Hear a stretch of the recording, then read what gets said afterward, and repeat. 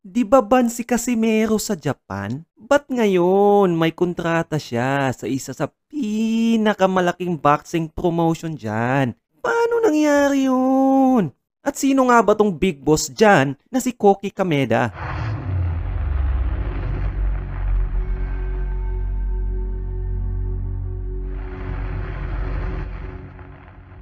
Malaking pasabog ang ginawa ng isang Japanese boxing promoter pagkatapos nilang isa publiko na pumirma sa kanila ang tinuturing nilang bad boy at problem child na si Cuadro Alas. Kilala natin si Casimero na malakas at knockout ang puntirya. At ipinakita niya yan nang gulpihin ang top contender na si Saul Sanchez sa harap mismo ng mga Hapon, balwarte ni Naoya Inoue. Kaso lang, hindi naging maganda sa pandinig nila pagkatapos nitong magyabang. Kasi nga, bago ang laban mga kababayan, sumobra si Casimero sa timbang at yun ang ikinagalit ng mga Hapon.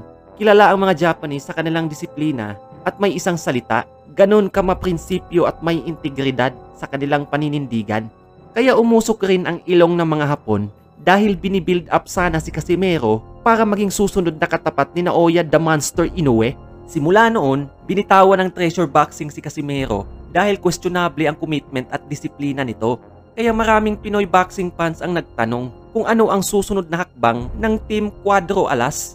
Yung ibang panatiko ay unti-unti na ring naging kritiko dahil nga daw nawala sa direksyon ang karera ng isang former 3-division world champion. Kung iisipin natin mga kababayan, may point rin naman. Dahil kung sakali sanang nanatili sa MP si Champ, ay baka nga matagal na niyang nakasagupa si Naoya Inoue. Napakaraming problema ang sumunod nun. Natanggalan ng belt, palyado sa timbang, at kung ano-ano pa.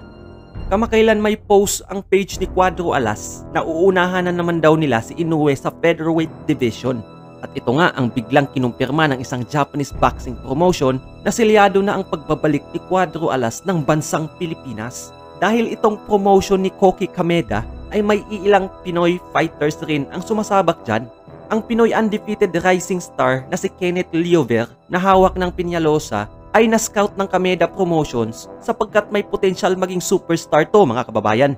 Ngayon, excited ang mga Pinoy boxing fans sa pagbabalik ng nag-iisang angas ng Pinas. Bumalik rin si Pacquiao, nanalo kamakailan si Donaire, ang nalalapit na world title shot ni Magsayo at marami pang ganap. Grabe to! Ang tanong dyan, sino kaya ang ipapalaban nila kay Cuadro Alas? At may ibubuga pa ba ang 36 years old na halos isang taon na nung huli siyang lumaban? Kaya panoorin natin mga kababayan na may kasamang kwentuhan ang mga nagdaang laban ni Casimero. Okay, bakbakang Saul Sanchez kontra John Real Casimero. WBO Bantamweight number 8 si Sanchez dito at ito yung pagbabalik ni Casimero. At lumaban siya sa bansang Japan.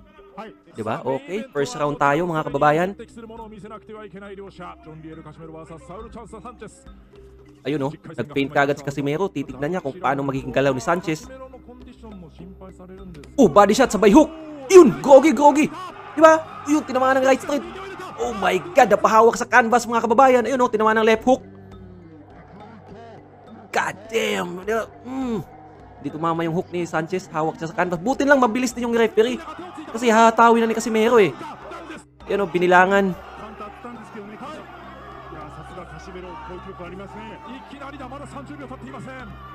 Ayun, alam mo naman natin yung killer instinct ni Casimero. Ayun, yumakap siya eh. Yakap siya, ayun o.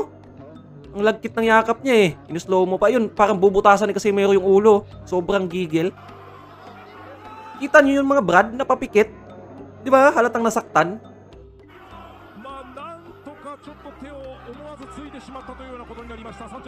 Hahatawin na talaga. Wala kasing head movement to si Sanchez. Kaya talagang nasa harap lang. Easy target. Tatamaan ka talaga ng hook dyan, Brad.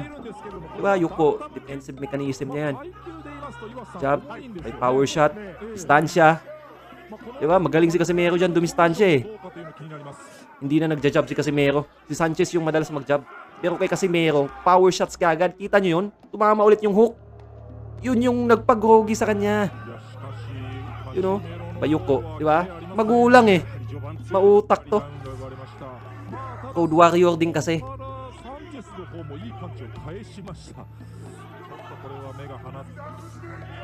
Good job. Maganda yung job na yun. Good hook.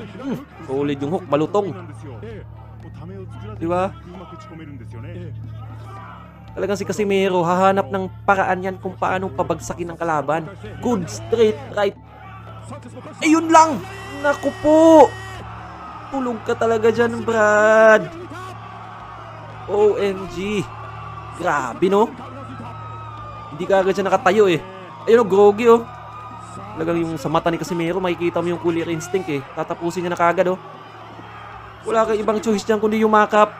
Huwag ka na makipagsabayan. Parang awa mo na. Yun, uppercut. Mga hooks. Grabe mga headshots yan. Di man lang makatama sa mga roll under ni Casimero. Nakipagpalitan pa sang hooks. Right straight. Gusto niya ng tapo. Yun, yumakap. Grabe yung yakap ni Sanchez. Mga kababayan. Malagkit yung yakap niya. Ayun, slow mo pa. Ayun, titingin ba yung Casimero? Ayun Iba na yan ha. Pero nasaktan si Sanchez mga kababayan. Body shot. Exchanging hooks. Good straight. Nag-cross yung straight nila. Grabe no. Ayun, tinamaan na solid. Ayun, nag-groggy. Nakita ng referee na wala na to. First round pa lang tinigil niya na kagad eh. Di ba? Kahit sabihin natin hindi yun itinigil. Round 1. Pagka round ko nun, alam nyo na, babanatan ni Casimero yun. Yun grabe yun. Grabe, delikado yun. Pang career ending yung mga ganyang suntok. Pang knockout of the year. Delikado yan mga kababayan. In-slow mo pa. Diba? Grabe yung lagkit ng mga yakapan no? Labas dila pa. Ang kulit na ito. Ayun, tinamaan ka ng left hook. Makulit ka ha. Okay, bakbakang Casimero kontra Ngitumbua. Ito yung champion na dumayo sa Pilipinas. Diba? Yun, hinataw kagad. Round 1 pa lang. Binomba kagad yung katawan. Gusto kagad tapusin. Grabe to si Casimero. Diba? Kino-corner kagad eh. Kahit sabihin natin mas malaki sa kanya yan. Mukhang makunat, matibay. Pero wala. Talagang tatapusin niya. Susubukan niya yung kung gaano katibay sa unang round pa lang. Grabe yung palitan na yan. Yan, kinakapa niya. Body shot. Tinamaan yun. Body shot ulit. Diba? Okay, maganda yung jab. Mahaba kasi yung kamay. Overhand.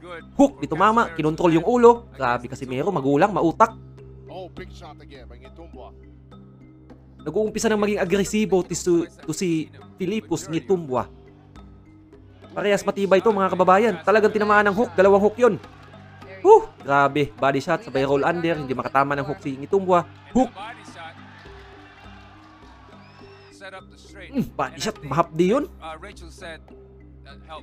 Okay, tinamaan ng hook si Casimero. Pero wala lang. Napailing lang eh. Sabay abante ulit. Atake. Kinalmot. Tinamaan sa ulo. Tinamaan sa panga. Ang Pinoy. Good counter. Grabe yun. Hook na naman. Ang tibay din na itong Ngitumbua na to. Sino ba to? Sino ba nanay nito? Diba? Grabe yun. Save by the bell mga kababayan. Yun tinamaan yun na eh. Bang! Paano nabuhay yun? Diba? Ayun lang! Yan na nga ba sinasabi ko? Bukas kasi yung kamay niya eh. Kumaka-counter kasi siya eh. Kumakain tuloy ng hook. Grabe lipad yung pawis eh. Lupay-pay eh. Okay, tinuloy. Grabe yung mga hook na yun Damn, talagang tatapusin niya eh. Anong pinunta mo dito sa Pilipinas? Sino ka? Para magyabang dito kasi sa press conference pa lang nagyayabang tong Ngitumbua na to eh. Di ba? Pinoy pa talaga inangasan mo. Ayun, talagang kakain ka ng mga suntok. Okay, groggy. Napayakap na lang siya Diba? Body shot na naman. Ubus talaga hangin mo dyan, kababayan. Grabe, groggy. Ayan na. Kinakapa ni Casimero. Nakukorner si Ngitumbua. Wala nang lakas. Naubusan din ng stamina si Casimero.